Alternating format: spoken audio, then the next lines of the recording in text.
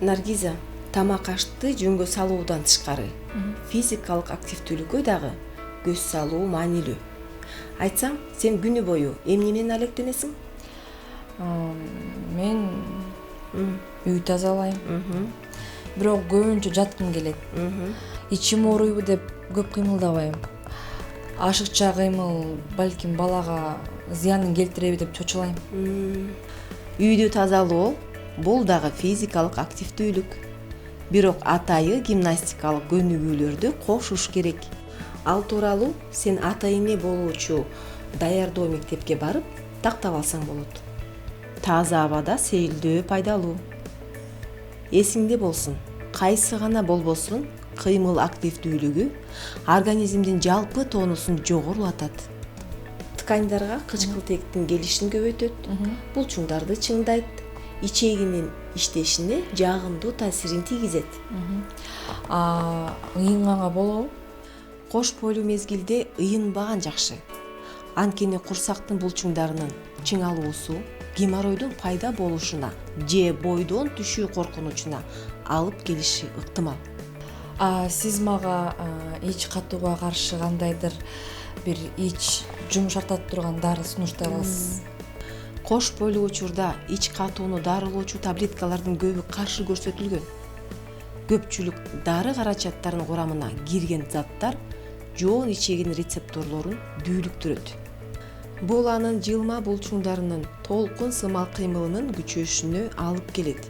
Кош бойлууларга дары каражаттары жатындын тонусун жогорулатуу жана аны кыскартуунун себеби катары гана кызмат кылышы мүмкүн. Ал эми мунун жыйынтыгы бойдон түшүп калууга алып келиши ыктымал. Мен сага глицерин свечаларын сунуштайм.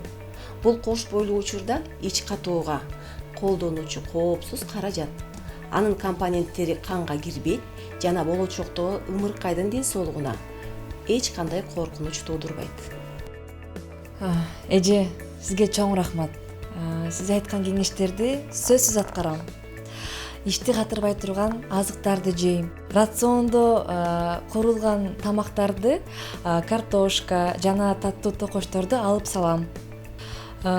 Суу, компот ичемин, шорпо кайнатам.